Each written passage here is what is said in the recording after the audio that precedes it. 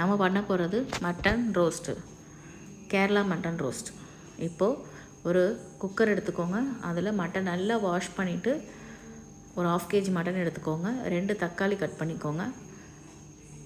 மல்லித்தூள் 2 ஸ்பூன் மல்லித்தூள் போட்டுக்கோங்க. மிளகாத்தூள் 1 ஸ்பூன் போட்டுக்கோங்க. உங்களுக்கு எவ்வளோ காரம் வேணுமோ அந்தளவுக்கு போட்டுக்கோங்க. அது கூட கொஞ்சம் உப்பு சேர்த்துக்கோங்க. தேவைக்கு அளவு கொஞ்சமாக உப்பு சேர்த்துக்கோங்க. இந்த மட்டன் வேகிறதுக்கு உண்டான அளவு. நம்ம கட் பண்ணி வச்சுருக்க தக்காளியும் சேர்த்துக்கோங்க.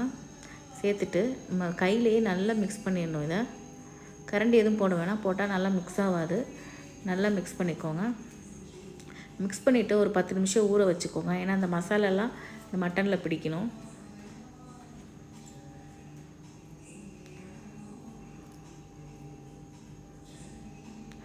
குக்கர் போட்டு மூடிடுங்க. ஒரு 8 விசில் விடுங்க. அடுப்பு இப்போ தான் ஆன் பண்ணணும். ஆன் பண்ணிவிட்டு ஒரு 8 விசில் விடணும். அப்போ தான் நல்லா மட்டன் வேகும். பார்த்திங்களா, நல்ல விசில் 8 விசில் வந்துடணும். விட்டுட்டு ஆஃப் பண்ணிவிடுங்க. அடுப்பை ஆஃப் பண்ணிவிட்டு நம்ம ஒரு பேன் ஒன்று எடுத்துக்கணும். அதில் தேவைக்கான அளவு எண்ணெய் சேர்த்துக்கோங்க. சேர்த்துட்டு நம்ம 2 வெங்காயம் கட் பண்ணி வச்சுக்கணும். அந்த வெங்காயத்தை சேர்த்துக்கோங்க.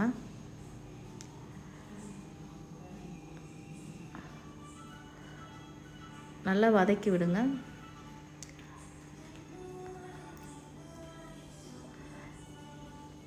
வேறு எதுவுமே சேர்க்கல, நம்ம எண்ணெய் ஊற்றிருக்கோம். அதுக்கப்புறம் வெங்காயம் கட் பண்ண வெங்காயம் போட்டிருக்கோம். அது நல்லா வதங்கணும். நல்லா வெங்காயம் வெந்துடணும்.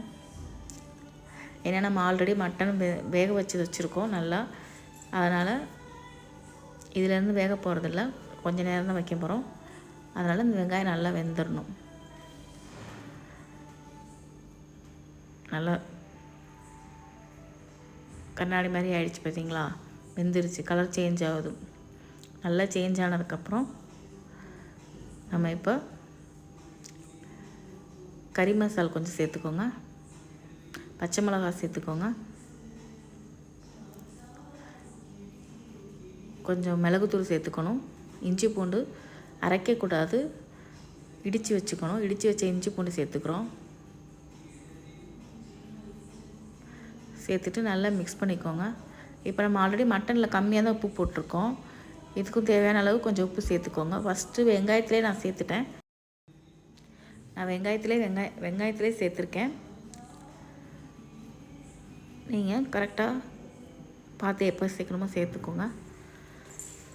சேர்த்து நல்லா வதக்கி விடுங்க. நல்லா வதக்கி வந்தோடனே நம்ம குக்கரில் வச்சுருக்கிறது நல்லா இப்போ ஆறிடுச்சு. இப்போது அந்த மட்டன் ரெடி பண்ணி வச்சுருக்க மட்டனை இதில் சேர்த்துக்கோங்க.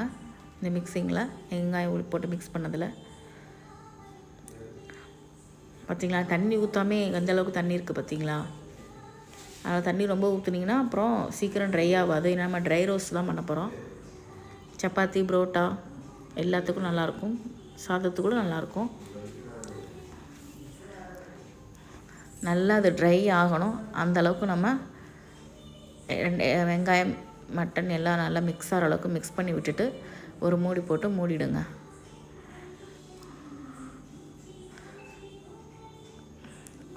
கொஞ்சம் மல்லித்தலை கொஞ்சம் சேர்த்துக்கோங்க.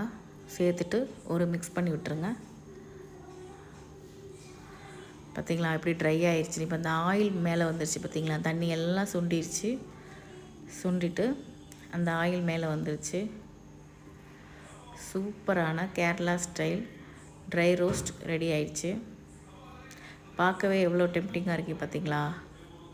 இதுக்கு புரோட்டா, சப்பாத்தி, ஆப்பம், இடியாப்பம் எது வேணால் வச்சு சாப்பிட்லாம். அல்டிமேட்டாக இருக்கும். இது கேரளா ஸ்டைலு. அங்கே அடிக்கடி செய்வாங்க எங்கள் வீட்டில். சூப்பராக இருக்கும். நீங்களும் ட்ரை பண்ணி பாருங்கள். பார்த்திங்களா, இப்போது நல்லா இருக்கா, சூப்பராக இருக்கா. தேங்க்யூ.